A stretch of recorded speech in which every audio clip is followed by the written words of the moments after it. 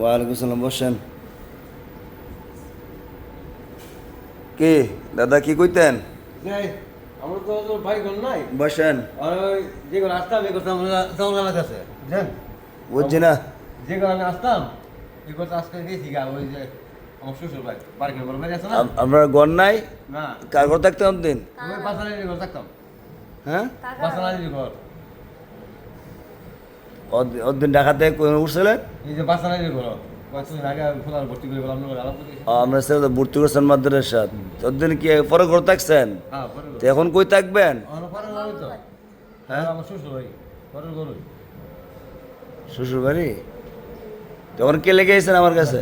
আইছি কথা তুলছেন আমি একবার কইছি আমি খেলা মনে আপনার নাই তো খেয়াল রাখেন আর আল্লাহ হোসেন কালকে মাঝে মাঝে পরে মিলাদ করেছিলাম মিলাদ যাওয়া কেন?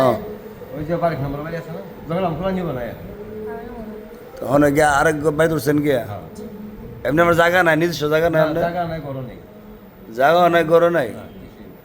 আপনার ছেলে কইজন? ছেলে আছে হুজুর ছেলে আছে পাঁচজন হলে কি মনে করেন যে বড় ছেলে আছে একটা কামে করে দেয় না আমার একটা ছেলে খাওয়া 4 নম্বর খোলাটা ও, মানে আল্লাহ রহমত আছে না আপনি কি করেন? আমি কিছু করতে পারি না। আপনি অসুস্থ মানুষ না? কিছু করতে পারি না। তো এই ছেলে লেখাপড়া করছে কে দে?